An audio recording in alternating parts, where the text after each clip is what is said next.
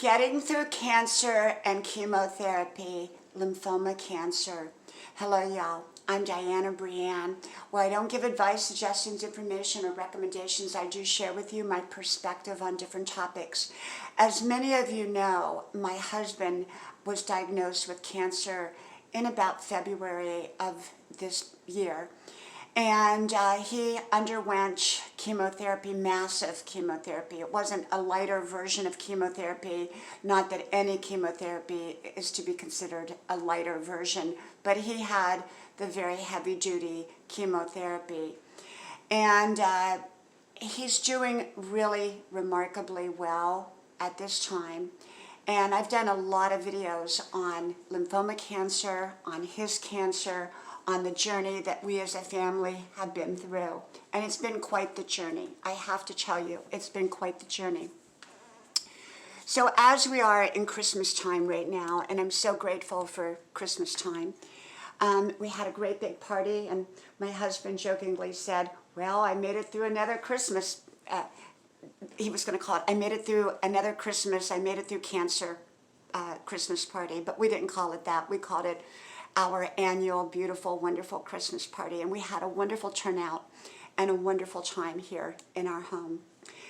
And yet, it's been quite the journey. It was an unexpected journey. It started with a cough that he had, and I knew that that cough was not a cold. I knew it was something more, and I'd even told him that, and a few days later, he went to the emergency room, and then he had a CAT scan, and there was this mass sitting next to his lungs, sitting next to his heart, sitting next to his throat.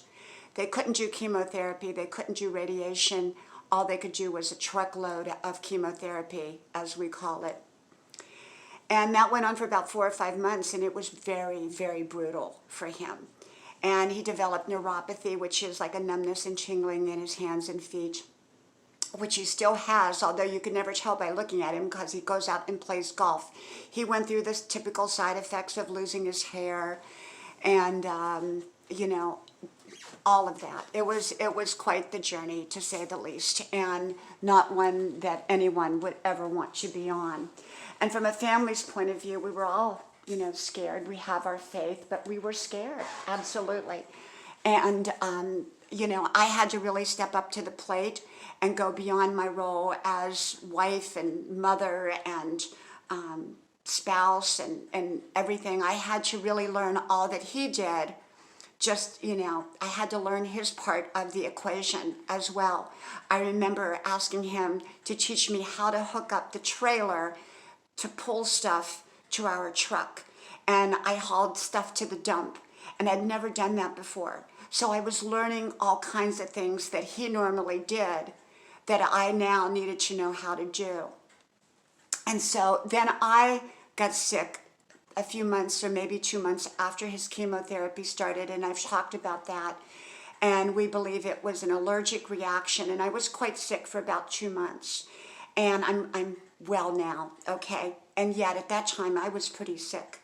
And so anyhow, I've talked about that in other videos, and so it was quite the time, and one that one does not want to go through.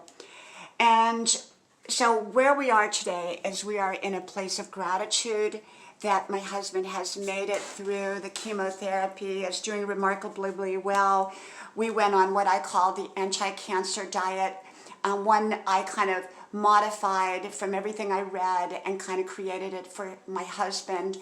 And initially, when he first took the chemotherapy and completed it, his, I don't know if it was tumor markers or the size of the tumor, was only down 25%. Once we went on this special way of eating, very holistic, like, and his doctors approved of it, everything came down 75%. Now, since then, we have not had any more, he has not had any more CAT scans or PET scans, and yet it had come down 75%.